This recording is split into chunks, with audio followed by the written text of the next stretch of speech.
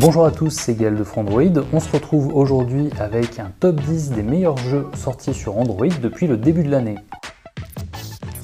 Numéro 10, Altos Adventure. Altos Adventure, c'est un runner très classique sur le fond mais très joli sur la forme.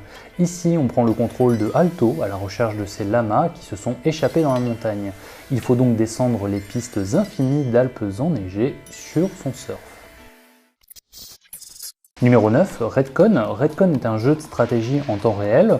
Le joueur est ici dans les bottes d'un commandant d'une première guerre mondiale qui ne se serait jamais terminée. Le but est d'aligner des canons et des troupes dans sa forteresse et de réduire en bouillie la forteresse adverse. Numéro 8, Lost Frontier.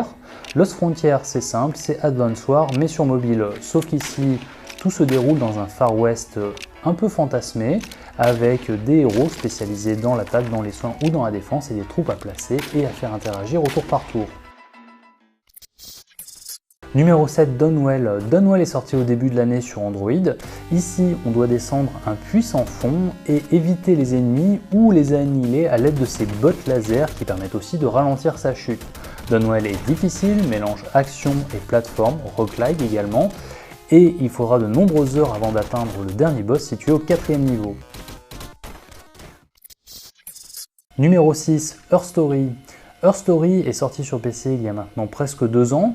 Ici, c'est dans la peau d'un enquêteur qui visualise des cassettes vidéo d'un étrange enregistrement passé de nombreuses années d'une femme qui va raconter l'histoire, son histoire étrange et sa relation avec son mari. Qu'est-il devenu de son mari? Quelle est la responsabilité de cette femme dans cette histoire? Ça sera au joueur de découvrir en fouillant dans ses cassettes. Numéro 5, Brother Tales of Two Sons. Sorti pareil sur Xbox il y a quelques années, Brother Tales of Two Sons est un mélange de jeux de plateforme et de réflexion. Ici, on y incarne deux frères, l'un avec un joystick gauche situé sur la gauche de l'écran et l'autre avec le joystick droit situé sur la droite de l'écran.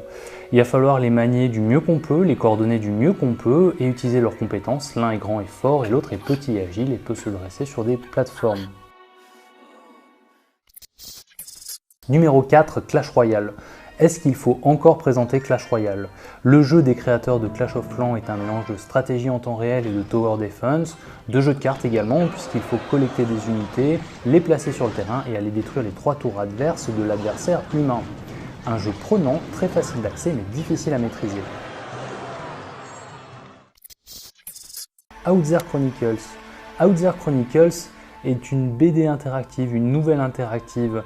Ici, on est dans la peau d'un héros qui se réveille après un sommeil d'1 million d'années. Sur une planète mystérieuse nommée America, il va devoir retrouver les siens quelque part dans une galaxie qu'il ne connaît pas.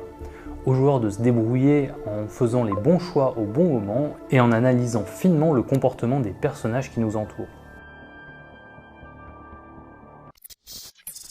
Numéro 2, The Room 3. The Room 3 est la suite des 2 célèbres jeux de réflexion The Room sortis sur mobile ces 2 dernières années. Le principe n'a pas changé, il faut toujours trouver les solutions, la solution pour sortir de salles bardées d'objets, de meubles et d'énigmes diverses. C'est très simple, très logique, très intelligent et particulièrement addictif, même si en 4 ou 5 heures le jeu est facilement terminé.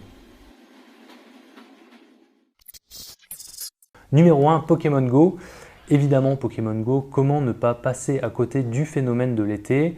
Le jeu de réalité virtuelle de Niantic Labs demande de collecter des Pokémon dans la rue, alors que ce soit à côté de chez soi, dans sa ville, de collecter des Pokéballs sur les Pokéstops, qui sont autant de monuments historiques ou de points particuliers d'une ville, et surtout de trouver les Pokémon les plus rares et les plus puissants de façon à prendre d'assaut des arènes tenues par d'autres joueurs, et ainsi hisser un peu plus haut les couleurs de son équipe. Voilà, c'est tout pour cette sélection des meilleurs jeux Android de cette moitié d'année 2016. On se retrouve très bientôt. N'hésitez pas à vous abonner à notre chaîne YouTube pour retrouver plus de vidéos. À bientôt!